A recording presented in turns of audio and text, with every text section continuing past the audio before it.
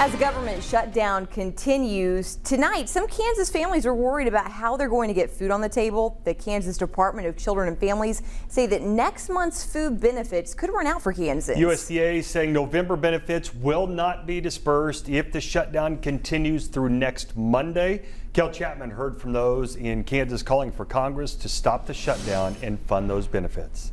When those federal funds cease coming into the state, those programs are going to cease. And people are going to be hungry. We're going to literally be taking food out of the mouths of babies. As benefits run out and the government shutdown marches through its third week, many are calling for Congress to reopen the government so programs like SNAP and WIC can get funding. Congress needs to act right now. Kansas families should not be going hungry. Kansas Department of Children and Families saying Wednesday that if the government isn't funded by October 28th, SNAP benefits in Kansas, which help low-income families get food, will not be distributed in November, halting food assistance to 188,000 Kansans. Babies are going to go hungry.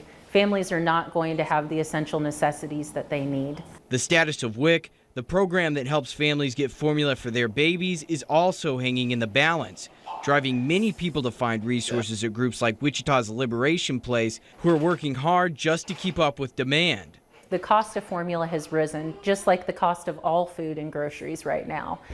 A family is looking at spending between $20 and $40 just for one can of formula that might get their baby through for maybe a week. They say they can help, but they can't replace the massive hole left by the absence of these programs. These are millions of dollars in support that can't be replicated and just covered by other organizations.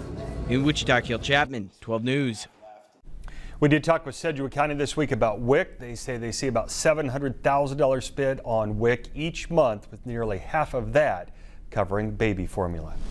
As time runs out for people on WIC and SNAP benefits, we're getting a new perspective on how this could also impact food pantries. Pantries say they're preparing for an influx of people turning to them for help when benefits do run out. That means food pantry resources will be hit with a sudden demand as people search for food and supplies. One pantry says many of its visitors are already using food stamps. What we've been able to give has usually been a supplement. Now it'll be a main source of food for them. And so I worry about what it'll look like over the next month.